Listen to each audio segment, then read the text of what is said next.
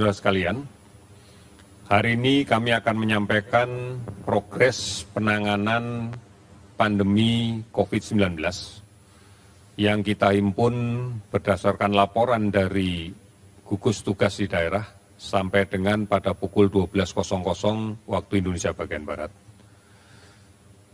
Seperti yang sudah kita pahami bersama bahwa gugus tugas percepatan penanganan COVID-19 ini ditugaskan untuk mengkoordinasikan kementerian lembaga, dunia usaha, dan seluruh potensi masyarakat, baik yang berada di pusat maupun berada di daerah, melalui gugus tugas tingkat provinsi dan kabupaten.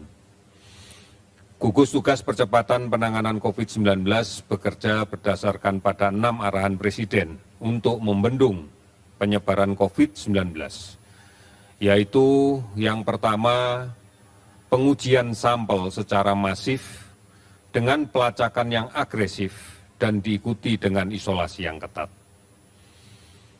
Sampai dengan saat ini telah melakukan lebih dari 75.000 tes untuk pemeriksaan antigen berbasis pada real-time PCR.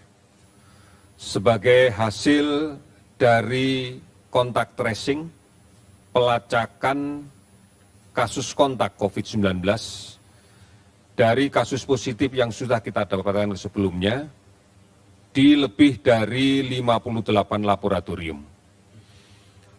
Kita akan berusaha semaksimal mungkin agar setidak-tidaknya kita mampu untuk melaksanakan 10.000 tes per hari dalam konteks tes PCR real time yang menggunakan swab dari hidung dan tenggorokan. Kemudian juga dilakukan lebih dari ratusan ribu orang yang dilaksanakan tes screening melalui metode pemeriksaan serologi. Tes ini dilakukan dalam rangka untuk mengidentifikasi kemungkinan terpapar dari virus pada kelompok-kelompok kontak dekat maupun sebagai monitoring dari petugas kesehatan yang secara langsung kontak dengan penderita COVID-19. Ini pun juga dilakukan dalam rangka untuk mengawasi secara ketat suatu daerah yang kasusnya sangat tinggi. Sehingga kita harapkan dalam waktu yang cepat kita bisa menemukan kasus positif yang berada di tengah masyarakat, kemudian mengisolasinya untuk dirawat. Ini menjadi satu yang penting agar sumber-sumber penularan yang ada di tengah masyarakat bisa kita batasi, bisa kita isolasi, sehingga kasus penularan lebih lanjut bisa kita kendalikan dengan baik.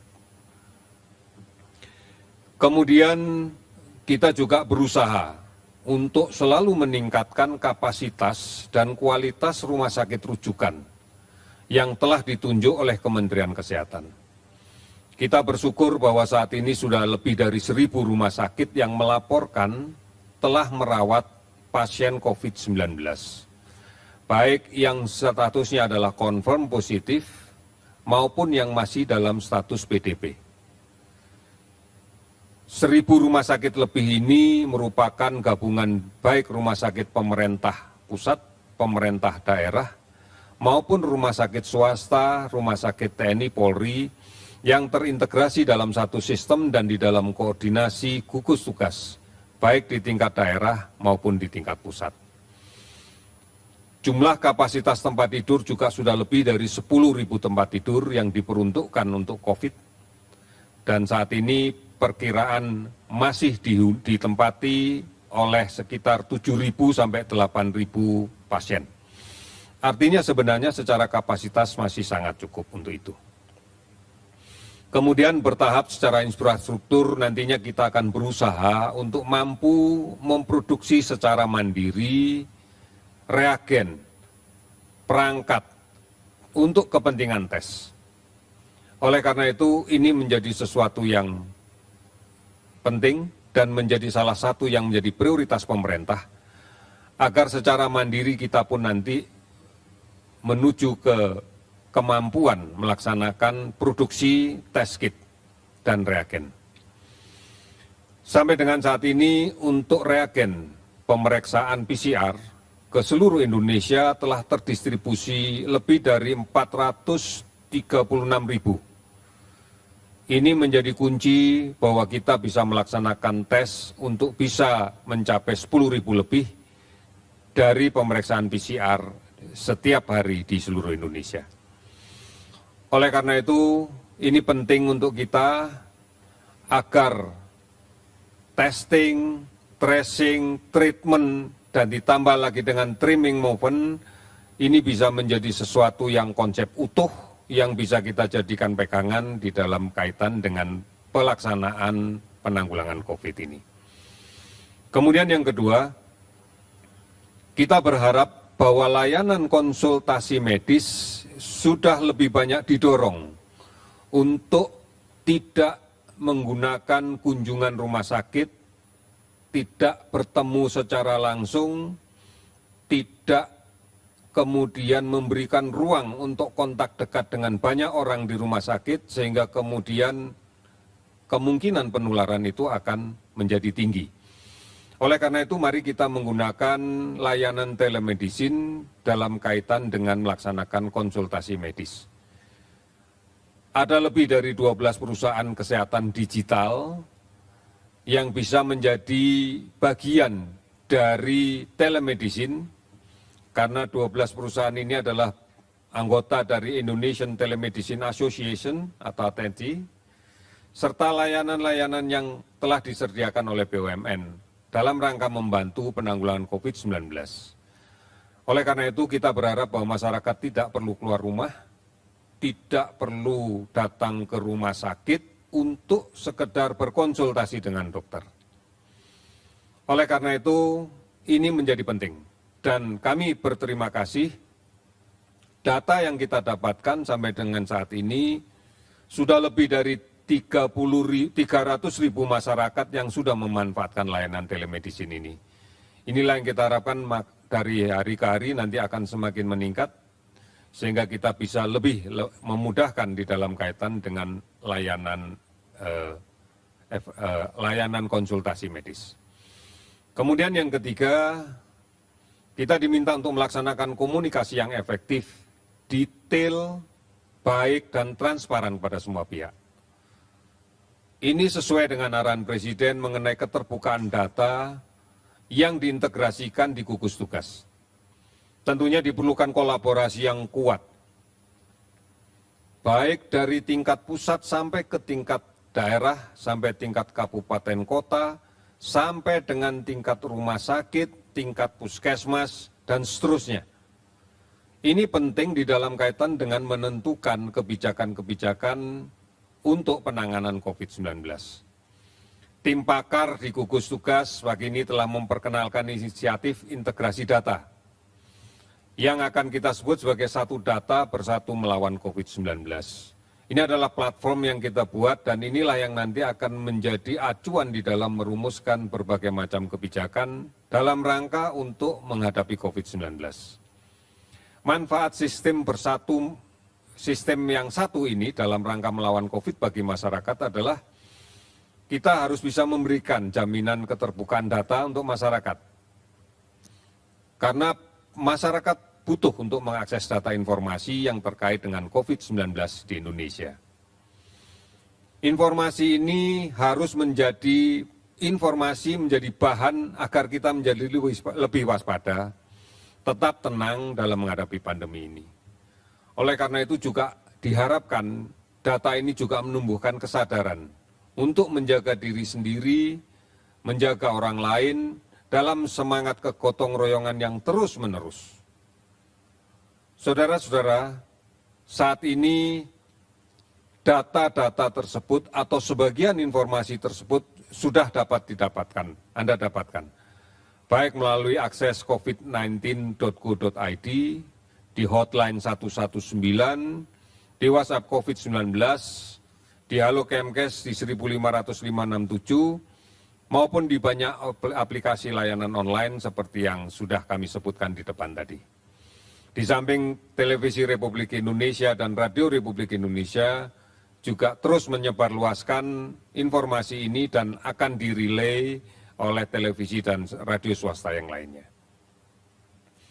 Saudara-saudara, di dalam kaitan dengan kepatuhan untuk melaksanakan ketentuan-ketentuan ini serta disiplin yang kuat, maka penegakan hukum dengan bantuan aparat negara sudah barang tentu akan semakin kita perkuat. Satu tujuannya adalah bahwa masyarakat semakin berdisiplin. Berdisiplin untuk tidak melanggar PSBB. Berdisiplin untuk tidak mudik, tidak bepergian. Karena hal inilah yang menjadi faktor-faktor penyebab penularan dan penyebarluasan penyakit ini. Termasuk diantaranya penegakan terkait dengan pelanggaran informasi palsu, berita yang tidak bisa dipertanggungjawabkan akan tetap ditindak sesuai dengan aturan hukum yang berlaku. Yang kemudian berikutnya adalah bahwa di dalam konteks untuk bisa memberikan ketenangan pada masyarakat untuk tetap tinggal di rumah, tidak bepergian, tidak mudik, maka pemerintah harus bisa memberikan jaminan kepada semua masyarakat kita bahwa arus logistik akan terkirim dengan lancar, baik dari pusat sampai ke daerah, dari gudang-gudang sampai ke daerah. Menteri Pertanian dan Bulog memastikan bahwa semua kategori bahan pokok, termasuk sembako, saat ini aman, stoknya, dan akan panen raya, dan akan tetap menjamin ketersediaan ini. Pemerintah juga membuka ruas-ruas jalan tol, demi kelancaran pendistribusian logistik dari pusat sampai ke daerah. Saudara-saudara, kebijakan stimulus ekonomi telah diberikan oleh pemerintah. Kita bersama berharap dan bisa mengawasi bahwa ini betul-betul tepat sasaran dan fokus pada pemutusan rantai penularan COVID-19. Oleh karena itu, kita bersama-sama mestinya tidak memiliki keraguan sedikitpun pada kebijakan-kebijakan yang diberikan oleh pemerintah, baik terkait dengan pengurangan biaya listrik, meringankan beban UMKM, maupun dengan banyak cara yang dilakukan oleh pemerintah untuk bisa membantu masyarakat tetap bisa terjamin perputaran roda ekonominya. Saudara-saudara, data COVID yang kita dapatkan, COVID-19 yang kita dapatkan sampai dengan saat ini, laboratorium yang sudah mulai operasional dan makin hari kapasitasnya makin ditingkatkan ada lebih dari 46 laboratorium. Spesimen yang sudah kita selesaikan pemeriksaan lebih dari 75.000 spesimen dari 59 pasien, 59.000 lebih pasien. Dan kasus positif yang kita dapatkan adalah 9.096 orang. Kemudian yang sudah sembuh menjadi 1.151 orang. Sementara yang meninggal ada 765 orang. Kasus meninggal ini pada kelompok usia sekitar 60 tahun. Antara 41-60 tahun dan beberapa diantaranya di atas 61 tahun ke arah 80 tahun. Faktor komorbid yang paling banyak, yang pertama adalah hipertensi. Kemudian yang kedua adalah diabetes. Yang ketiga jantung. Yang keempat adalah penyakit paru-paru baik asma maupun penyakit paru obstruksi menaun, semacam bronkitis kronis dan seterusnya. Inilah yang menjadi komorbid dan menyebabkan angka kematian kita cukup tinggi. Saudara-saudara, sampai dengan hari ini akumulasi data ODP yang kita lakukan pemantauan sebanyak 210.199 orang. Dan kasus PDP yang saat ini kita rawat dengan pengawasan adalah 19.987 orang. Seluruh provinsi telah terdampak dan 288 kabupaten kota terdampak. Pasien sembuh terbanyak ada di Jakarta 337, dilanjutkan Jawa Timur 140, kemudian Sulawesi Selatan 106, Jawa Barat 96, Jawa Tengah 88. Dan dari seluruh provinsi menjadi 1.151. Kalau kita perhatikan penambahan kasus adalah sebagai berikut. Pada periode ini sampai dengan pukul 12, terkonfirmasi kasus positif baru sebanyak 214 orang, sehingga totalnya menjadi 9.096 orang. Kasus sembuh ada 44 orang, sehingga total sembuh menjadi 1.151. Kasus meninggal bertambah 22 orang, sehingga menjadi 765 orang. Saudara-saudara, gambaran-gambaran di atas menunjukkan bahwa proses penularan masih terus terjadi. Oleh karena itu, mari berpartisipasi secara aktif dalam penanganan COVID-19 dengan cara memutuskan penularan COVID-19 itu. Tidak henti-hentinya kami mengingatkan, cuci tangan sesering mungkin dengan menggunakan sabun dan air yang mengalir. Pakai masker. Setiap kali keluar rumah, pakai masker. Kemudian hindari kerumunan. Jaga jarak fisik kita dari orang lain setidak-tidaknya antara 1 sampai 2 meter. Tetap produktif di rumah, tidak keluar rumah, tidak melakukan perjalanan, tidak mudik. Keberhasilan ini akan sangat menentukan beban perawatan kita. Karena semakin banyak yang sakit, semakin berat beban perawatan rumah sakit. Dan ini berarti juga semakin berat kita menurunkan jumlah kematian. Oleh karena itu, mari komitmen kita sama-sama kita bangun dan kita selalu segarkan. Bertekad kita untuk menjadi teladan dalam menyelamatkan keluarga kita, menyelamatkan lingkungan kita, menyelamatkan bangsa kita. Saudara-saudara, insya Allah kita pasti mampu melaksanakan ini. Kita pasti bisa. Sekian, terima kasih, selamat sore.